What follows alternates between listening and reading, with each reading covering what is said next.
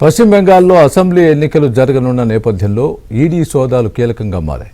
టీఎంసీకి కీలకంగా పనిచేస్తున్న ఐపాక్ కార్యాలయం, ప్రతీక్ జైన్ నివాసాల్లో ఈడీ తనిఖీలు చేపట్టింది. కేంద్ర ప్రభుత్వం కక్షపూరితంగా వ్యవహరిస్తోందని మమతా బెనర్జీ ఆరోపించగా కేవలం మనీ లాండరింగ్ కేసులో తనిఖీలు చేశామని ఈడీ క్లారిటీ ఇచ్చింది.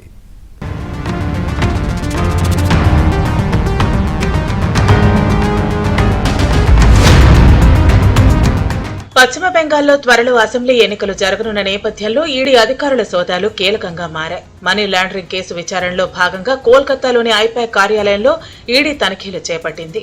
ఈ సంస్థ డైరెక్టర్ ప్రతీక్ జైన్ నివాసంలో సోదాలు నిర్వహించారు. తృణమూల్ కాంగ్రెస్ పార్టీ ఐటీ విభాగానికి ప్రతీక్ జైన్ హెడ్ గా వ్యవహరిస్తున్నారు. అయితే ఆయన నివాసంలో సోదాలు చేయడం సంచలనంగా మారింది. అయితే ఈడీ దాడులను నిరసిస్తూ ప్రతీక్ జైన్ నివాసానికి సీఎం మమతా బెనర్జీ వెళ్లారు.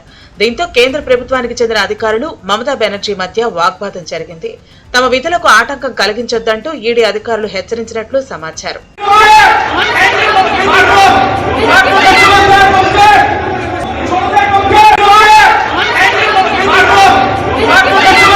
రాజకీయ కుట్రలో భాగంగానే తమ పార్టీకి చెందిన హార్డ్ డిస్క్ అభ్యర్థుల జాబితా, సంస్థాగత డేటాను ఈడీ అధికారులు సీజ్ చేసేందుకు ప్రయత్నించారని బెంగాల్ సీఎం మమతా బెనర్జీ ఆరోపించారు. ప్రత్యర్థులను రాజకీయంగా దెబ్బకొట్టేందుకు అమిత్ షా, ఈడీ, సీబీఐ సంస్థలను వాడుకుంటున్నారని మండిపడ్డారు.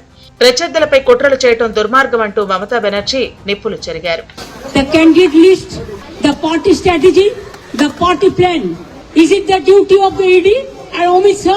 The nasty home minister, the naughty home minister who cannot protect the country, and he's taking away all my party documents. If I get the BJP party office, what will be?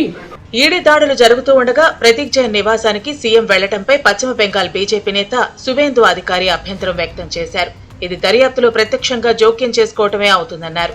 ఇలాంటి ప్రవర్తన అనైతికమని మండిపడ్డారు. ప్రస్తుతం ఈ పరిణామాలు రాష్ట్ర రాజకీయాల్లో దుమారం రేపుతున్నాయి.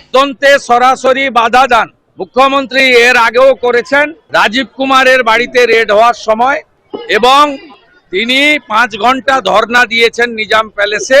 আপনার যখন ফিরাদ হাকিম সহ বেশ কয়েকজনকে গ্রেপ্তার করেছে। এরা মুখ্যমন্ত্রীর অভ্যাসের মধ্যে পড়ে, কিন্তু কেন্দ্রীয় তদন্তকারী সংস্থা তার যে সাংবিধানিক অধিকার আছে সেই অনুযায়ী যদি এই তৃতীয়বারেও এই মুখ্যমন্ত্রী এবং সিপির বিরুদ্ধে ব্যবস্থা না নেন। మమతా బెనర్జీ వ్యక్తం చేసిన అభ్యంతరాలతో పాటు తమ సోదాలకు అడ్డు తగిలారని ఈడీ అధికారులు కోల్కతా హైకోర్టులో పిటిషన్ దాఖలు చేశారు. ఈ పిటిషన్ను ధర్మాసనం రేపు విచారించే అవకాశం ఉంది. మరోవైపు ఈడీ అధికారులపై మమతా బెనర్జీ చేసిన ఆరోపణలకు ఈడీ కేంద్ర కార్యాలయం ప్రకటన విడుదల చేసింది. పక్కా ఆధారాలతో ఐపాక్ కార్యాలయంలో తనిఖీలు చేశామని, ఢిల్లీ, పశ్చిమ బెంగాల్ సహా 10 ప్రాంతాల్లో సోదాలు చేసినట్లు ఈడీ తెలిపింది. ఏ రాజకీయ పార్టీ కార్యాలయంలో తనిఖీలు చేయలేదని స్పష్టం చేసింది. ఈసీఎల్ ప్రాంతంలో అక్రమ బొగ్గు తవ్వకాలతో పాటు మనీ లాండరింగ్ ఆరోపణలపై మాత్రమే సోదాలు నిర్వహించామన్నారు.